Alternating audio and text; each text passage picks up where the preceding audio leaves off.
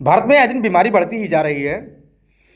और अगर बीमारी का सही इलाज नहीं होता तो धीरे धीरे वो कैंसर बन जाता है। भारत में इस समय बहुत तेज़ी से आतंकवादी गतिविधियां बहुत तेज़ी से बढ़ रही हैं। और भारत में अब वो समय आ गया कि आपातकाल लगाने की घोषणा करनी चाहिए सरकार को तत्काल। 1 से 2 सालों के लिए तत्काल भारत में आपातकाल इमरजेंसी लागू करने की बहुत ये आवश्यकता है। क्योंकि ये दिल्ली है, अभी दिल्ली में ब्लास्ट हुआ, इस समय कश्मीर में भी कल ब्लास्ट हो गया, रात में कश्मीर में भी हुआ। सरकार को सोचना चाहिए कि एक्सटर्नल एग्रेशन और इंटरनल डिस्टर्बेंस को रोकने के लिए भारत का संविधान अनुच्छेद 355 भारत सरकार केंद्र सरकार को ये अनुमति देता है कि भारत की आंतरिक सुरक्षा और बाहरी सुरक्षा की जिम्मेदारी केंद्र सरकार की है।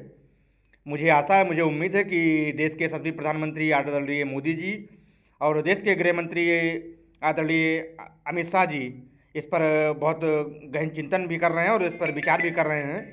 भारत में तत्काल आपातकाल लागू करके भारत की ये सारी समस्याओं का समाधान हो सकता है। और वो समय भी आ गया है, ये समय बार बार नहीं आता है। सरकार को इस पर सोचना चाहिए और तत्काल भारत में आपातकाल लागू करना चाहिए। क्योंकि बीमारी जो इतनी तेज़ी से बढ़ रही है, इसका समाधान सिर्फ भारत में आपातकाल से ही हो सकता है। सरकार को सोचना चाहिए, जब कोई अपनी सत्ता बचाने के लिए भारत में आपातकाल लागू कर सकता है तो माननीय मोदी जी और माननीय गृह मंत्री अमित शाह जी और राजनाथ सिंह को ये भी सोचना चाहिए कि ये देश की एकता, अखंडता और संप्रभुता के लिए बहुत बड़ा खतरा बढ़ता चला जा रहा है। इस पर आपातकाल तत्काल लागू करना चाहिए सरकार को 2 सालों के लिए।